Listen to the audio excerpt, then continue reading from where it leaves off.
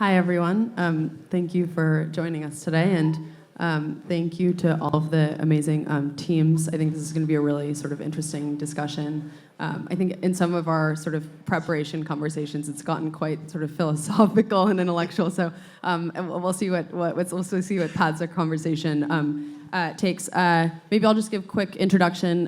My name is Grace. I'm an investor based here in New York City. I work for a firm called Pace Capital and primarily focus on sort of developer tooling and AI and some sort of consumer application layer products, and then also look at some sort of AI applications that manifest through hardware, and maybe that's where a lot of sort of our conversation will evolve today. But I think we'll kick it off. Each of the teams have prepared sort of a video, I think, in this case, sort of a lot of the visual effect to really understand kind of the full capability of the products and systems is really, really valuable. So maybe I'll kick it off with you, Chloe, and Eric, and then Sebastian, and maybe if you wanted to voice over and sort of introduce yourselves, same time as the video prepared, we can start there. Yeah, I mean, thank you so much for moderating. I'll just give a quick 30-second on the concept, and then we can play the video.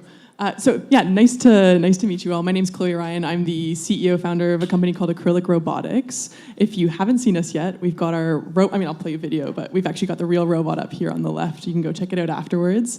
I myself started out as an artist. I have been making and selling my paintings since I was a teenager. I became very frustrated with this very manual process. Like, I would spend weeks or months making one piece. I could only ever sell it to one person at one time. And I looked at my friends who were authors or filmmakers or musicians, and they would make one creative piece and then be able to distribute it worldwide instantly. And I just sort of asked myself, why is fine art? We talk about the starving artist trope, and why is there no way for me as a visual artist to proliferate my art form? And that, leads to this idea of art being valuable because it's rare, not because it's good, and looking around and going, I didn't grow up with art. 2/3 of Americans have never bought a work of art. Anyway, so that's a little bit of the context. I did a degree in mechanical engineering. A couple years in, decided to start building my own painting robots. So we can play the video, and I'll explain how the technology works.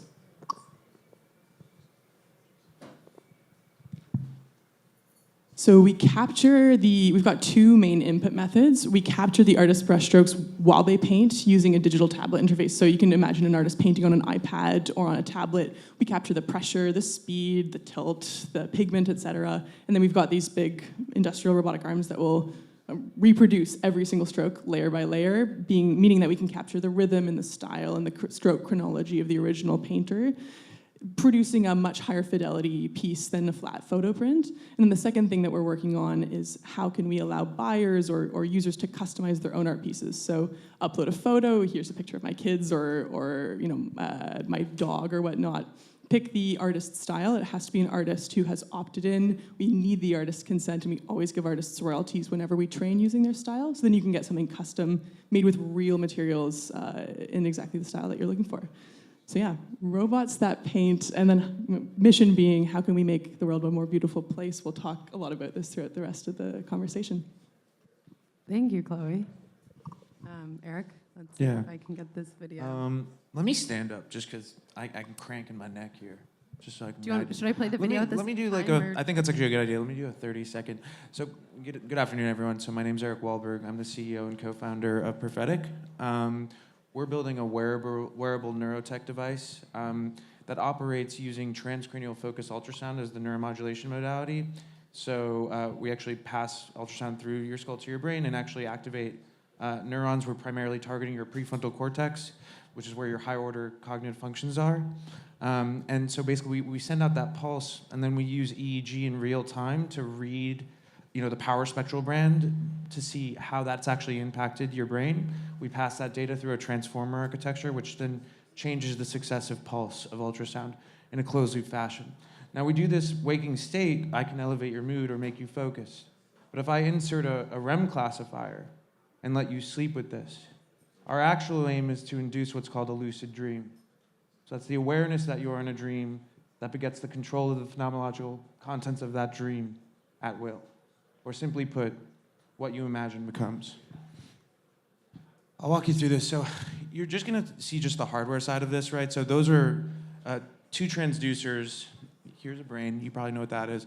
And what you're going to see is actually a highlighted section called the dorsolateral prefrontal cortex, which is where your decision-making, working memory, metacognition is. That's actually basically where you are right now. That's why you're so lucid while you're awake. Now, in a regular dream, regular REM, that area is pretty quiet, which is why you kind of have the effect that you do. So we wait until for you to fall into REM, and then we activate the neurons using the focused ultrasound in the dorsolateral prefrontal cortex. And what's really great is you have single element systems or you have multi-element systems. We build both internally single and multi-element systems. Elements are just single pieces of PZT. Now with a single element system, you have to mechanically steer the transducer, which is not great for a wearable, but we use multi-element transducers, and you can phase steer them by pulsing them in different orders, and then we can move the beam. And so the transformer not only looks over these different parameters of the pulse, but it actually moves over the space of your brain. So we can target your DLPFC, but we can also target other regions of the brain. And so, yeah, that's what we're building. It's Inception, single player mode. Thank you, Eric. Sebastian? Hey, and you can just play the video. Okay. I'm Sebastian Marino, CTO at Monumental Labs. I'm an applied mathematician. So in the last 100 years or so, the cost of ornamental construction has increased by about a factor of 5x. That goes back to circa 1910 when buildings like Grand Central Station started to come online. In order to affect change, in order to increase the amount of beauty in our built environment that we share together, we need an order of magnitude reduction in cost to make these sorts of buildings a reality again. In order to achieve this, we use robotics, and in order to do this at scale, we use reinforcement learning and artificial intelligence, and more specifically, what people are calling physical AI these days. So we're Monumental Labs. We're here in New York City. We're opening a pretty sick 40,000 square foot facility just up the street in Greenpoint later this summer, and we're hiring. So. Thank you so much, you guys. I feel really lucky to have you all here today. It's interesting sort of thinking like bit-wise, kind of what's happening inside of computers. I think all three of you sort of in your own unique ways have really found ways to kind of take it like atoms, and outside of the computer, a lot of the advances that are happening in AI and robotics and in very sort of like creative, interesting ways. I think where I'd like to start, we've all sort of had, I guess, individual conversations on maybe more of the ideological motives for why you're working on the products that you are. Sort of it goes without saying, I think each of you have like pretty complex sort of commercial plans for building your businesses and your venture-backed companies, but I don't think maybe like sort of the capitalistic like pursuit of like business is exactly the core motivator for all three of your products. And so an interesting place to start, I think you all have very sort of opinionated views of what the world should look like. Some of those call on maybe sort of trends or things that happened historically that we should bring back, and then some of those are very sort of net new behaviors. But if you could sort of all touch in your own way on kind of this view of the world that you see your products kind of bringing into realization, that would be really interesting. Anyone can start. I'll go just because Chloe said we shouldn't go in order. Yeah. There's this period of history called the Axial Age. It's a term that was coined by a sociologist named Carl Jasper.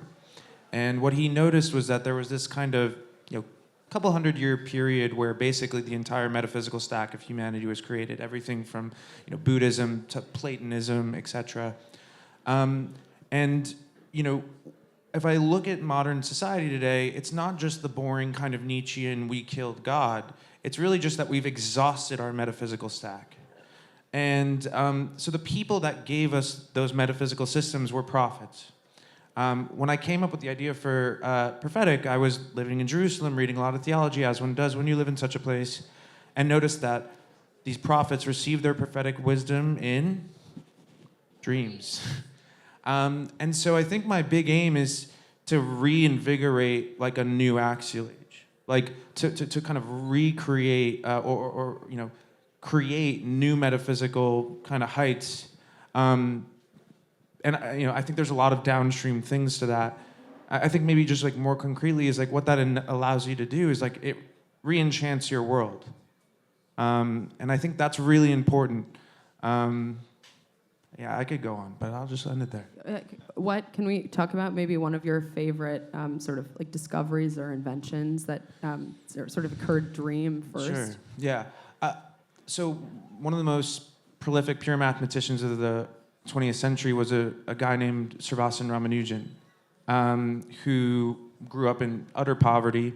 He wrote a bunch of what are called infinite series in a number of books. He sent it to this guy, G.E. Hardy, in the UK. They invite him over and they say, "This is incredible, Ramanujan, but where are the proofs?" He's like, "Well, proofs. Shiva brought them to me in my dreams." The structure of the benzene molecule, famously called Kugler's dream, he's trying to figure out what the structure of the benzene molecule is, and he dreams of a snake eating its own tail. The structure of a benzene molecule is a circle of carbon atoms. So, I mean, there's a lot of things.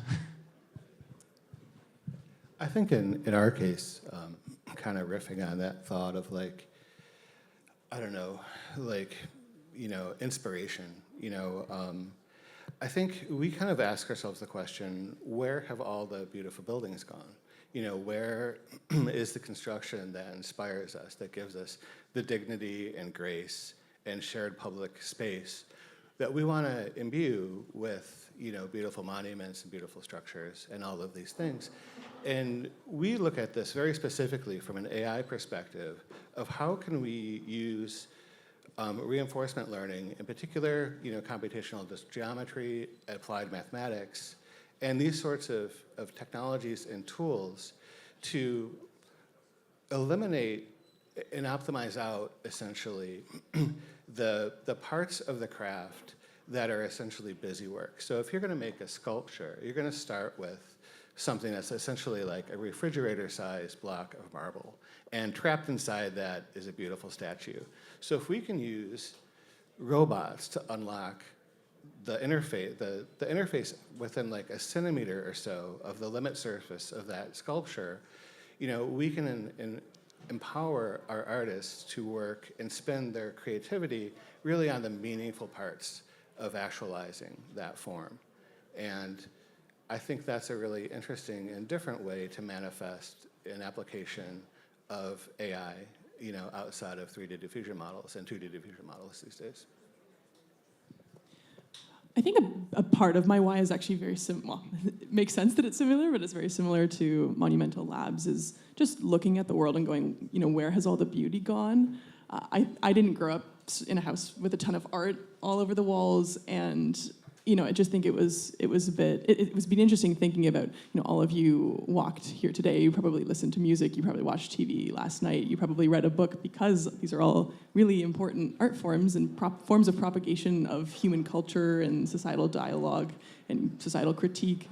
And yet, most of you, actually, we're in New York City, so a lot of you probably do own art, but if you look more macro at most people nowadays, most people don't buy art or own art. You put up IKEA posters that your neighbors probably have all the same thing of. I doubt they inspire you very much. And I just think that art is it's a really important part of what makes us human. It's a really important part of how we explore our own experiences in the world. And I just have this profound belief that it should be a part of our everyday, and I'm really excited to build tools to allow it to proliferate as much as possible and live in a more beautiful society and have more equitable access to that beauty.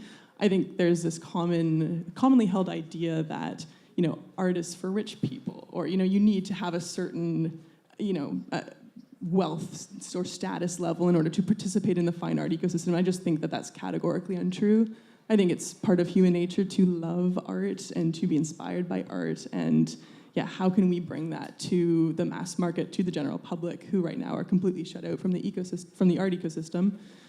So that's a big part of the why. And I think the last component for us, because again, we have how do we put art on every wall? Like, let's turn public spaces and homes and offices into galleries. And then there's the other piece of how do you make creativity more accessible? And I think that's that's a really important part of our mission as well.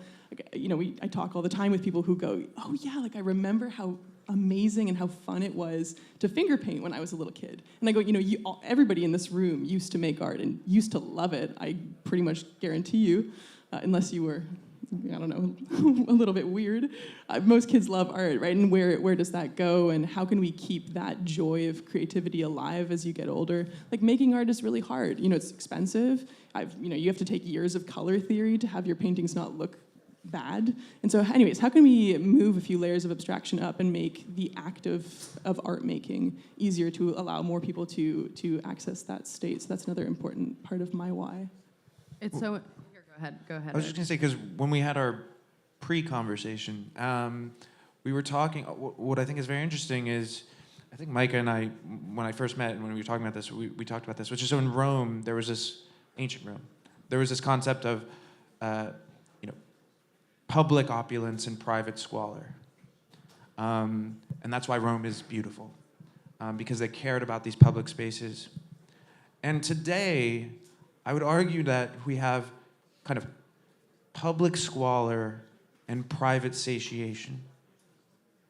And it's the Private worst. opulence. It's, sure, like we're post-abundant. I mean, we have enough food and we're just fine. And nobody's really actually that happy being fine for whatever reason, right? And I think if I had to kind of say like what the three companies on the stage are trying to do, it's like create public opulence again and create private, re-enchantment or opulence and so on. Yeah, I think like a very sort of clear through line is like this idea that like aesthetics are a virtue. Like beauty is a public good, sort of to be enjoyed by all, to be accessible by all. Which it feels sort of maybe paradoxical to maybe where a lot of the focus is sort of in like machinery and systems, just like machines and computers are supposed to be sort of like perfectly profit maximizing and sort of perfectly utilitarian. And so maybe if you could each talk about maybe with a bit greater depth, sort of, it's like, why is beauty important? Like why is it this sort of virtuous thing that should be enjoyed by all? And then maybe there's sort of an undertone here. I think that you mentioned, Chloe, it's sort of, does scarcity drive value? How do we judge beauty? I think in art, a lot of the time, it's sort of like exclusivity and, it's a market driven by speculation, same sculpture in a lot of ways too. And so kind of how do those dynamics change when you talk about having sort of art accessible everywhere, the idea of like aesthetics being this important function that maybe changes, human cognition in some cases, and what are the effects of that? How do you guys think about that? Is beauty important? I would start by saying I think there's a lot to be addressed by looking at the unit cost of these objects. And as I kind of mentioned in my intro, it's become incredibly expensive to manufacture these objects, and the number of people who can do it is really limited these days. So there's been a real change in the number of craftspeople who are capable of actualizing these things. And that's led us to this like extreme stratification of like, you either have to be like a decamillionaire to walk into a Midtown gallery and confidently just say, I'll take that and buy it for joy. Otherwise, I mean, we're all kind of relegated to like whatever they happen to have in the home decor aisle of Target or Crate and Barrel, right? And that's like a really unfair choice.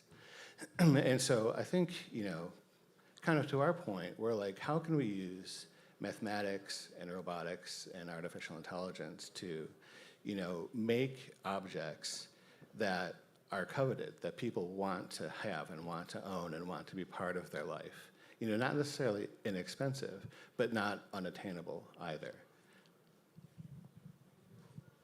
Maybe I can speak to the scarcity piece, and then we can open up a broader conversation on, why is beauty important? Because it's a fascinating topic. I think that most people who I speak to who have any sort of background in fine art, maybe they're an artist, maybe they're a collector, maybe they own a gallery or whatnot, there's this deeply entrenched idea that scarcity is so important. That's the way things are done. That's how value is stored.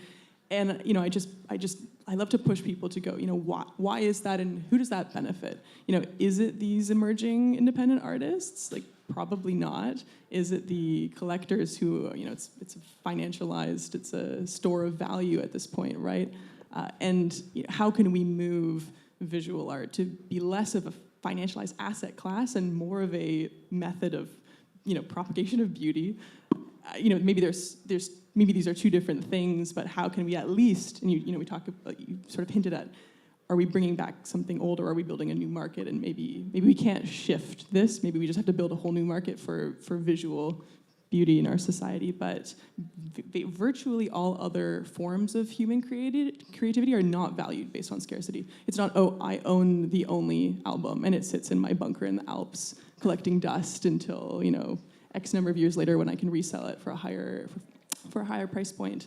And so how can art be valued based on number of people that it touches, how much it resonates, how many people view it in public spaces? I think something that's so fascinating about what Monumental's doing is that a lot of sculpture is unlike art, which mostly sits inside, right? Like it's meant for the public, and it's sort of by default shared, at least for a lot of the work that you do. Fascinating. Anyways, basically I just ask, who is that value system really benefiting? And is it the majority of art buyers and the majority of artists, or is it this whole, archaic store of value? Yeah, and maybe there's a difference too between sort of like art as an asset class and sort of art which is sort of serves an important store of value, and it's an economic instrument in certain cases, but there's maybe this other category that feels less sort of addressed because of the sort of like commercial draw of maybe the asset class kind of nature of beauty as it's been packaged. And there could be sort of this, maybe all of you guys are sort of swimming in different waters, which is like beauty is actually to be enjoyed by all, and it doesn't have to be an asset class, but there's a maybe more reproducible form of art that serves an equally important purpose. I think I have a different medium, which I would just say is just kind of conscious human experience. And interestingly, I think you would think, it's like, well, what's the maximally most beautiful life you could live?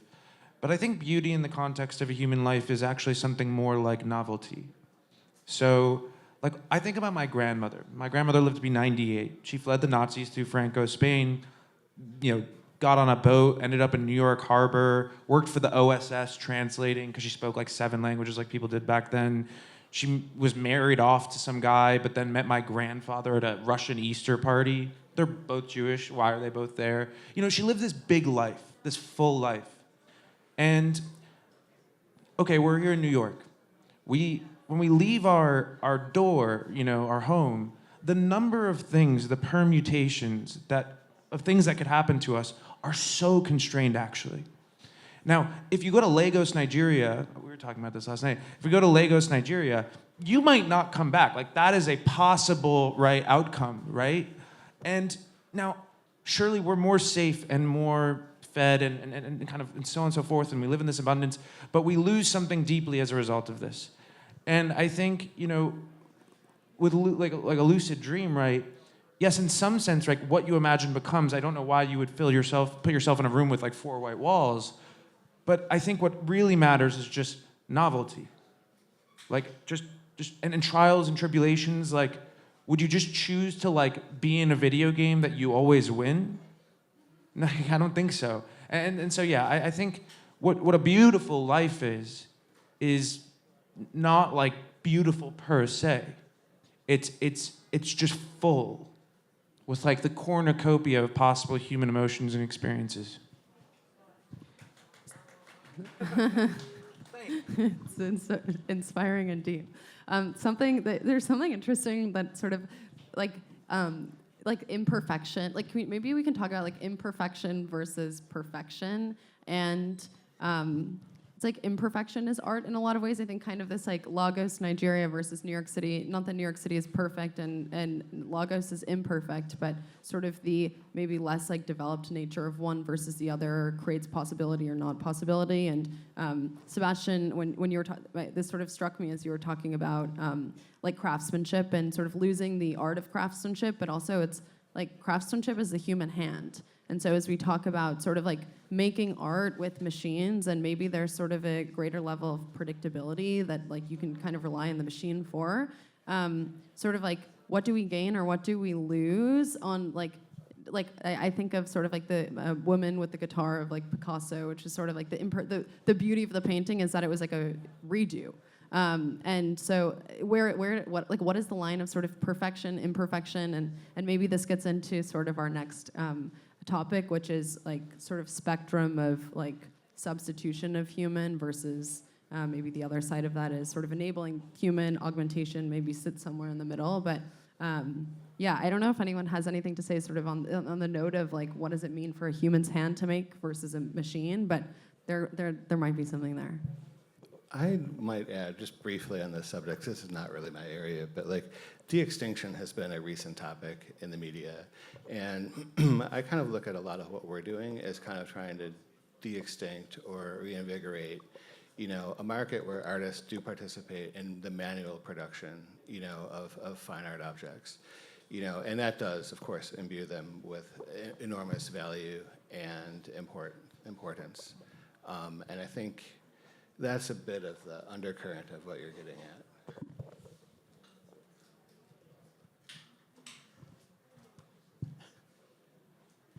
Eric, maybe you can talk about, like, in my mind, sort of, I've always thought of the system that you're building as, like, sort of enabling this, like, completely inaccessible. I've never lucid dreamt before. I don't know how many people sort of in the audience have experienced, like, a sensation like this before, but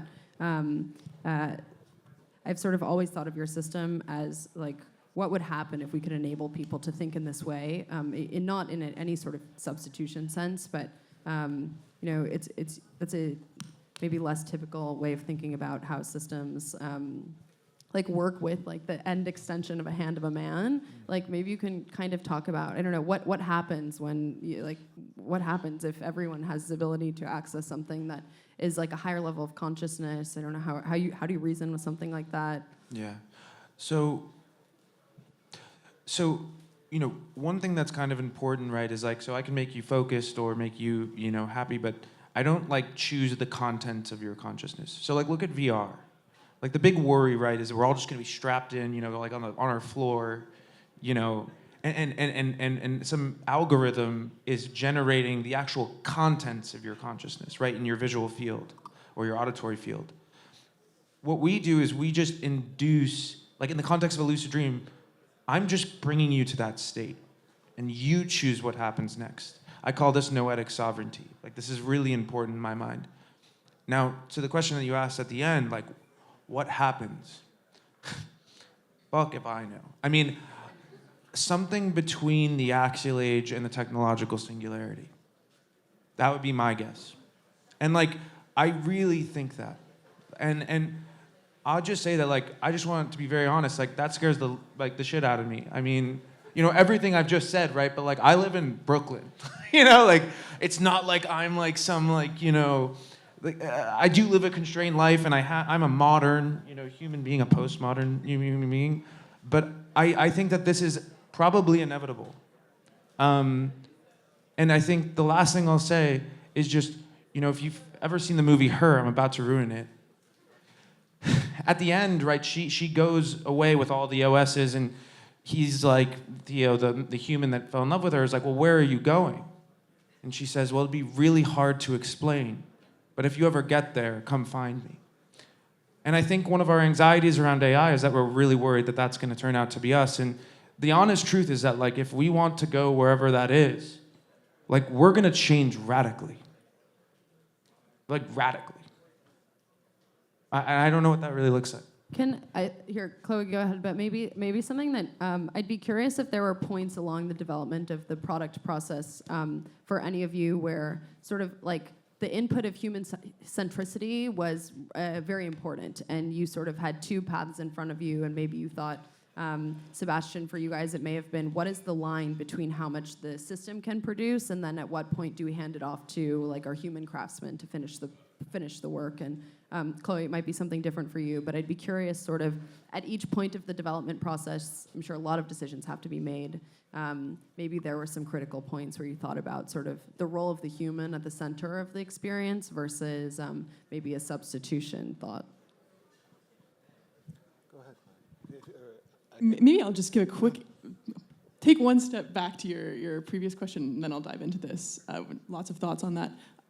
I think, we're talking about utility versus aesthetics and utility versus beauty. And I think, you asked the question, like, what's the point in beauty? And I just think about if the whole, technology has created utility for us. We've got extremely useful phones and screens and roads and whatnot. And I think that as a society, we've lost the culture of valuing beauty almost entirely, and I think we're seeing this in aesthetics, like a leap away from minimalism.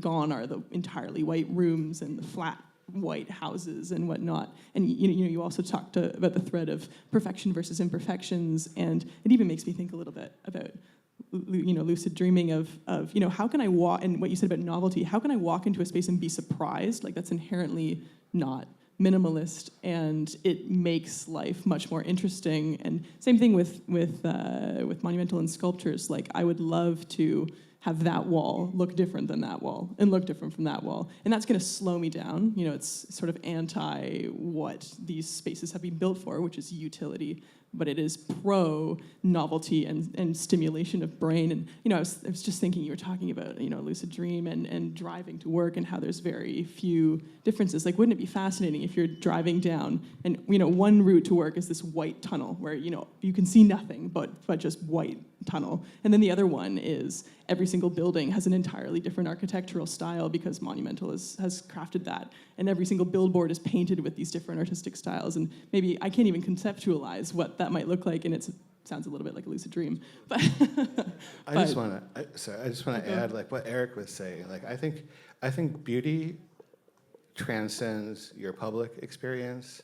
It transcends your private experience. It transcends your subconscious internal experience. And it's just something that's very elusive to identify, but something we should all try really hard to strive for. There's an interesting, and maybe we'll end on this note. I know we're at time, but there's a researcher out of Berkeley. I'd encourage everyone to look up her work, but I think the paper is called "The Science of Being in Awe."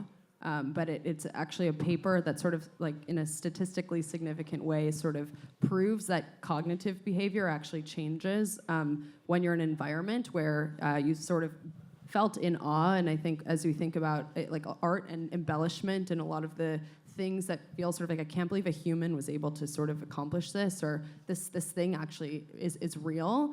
I often feel in awe sort of amongst pieces like that.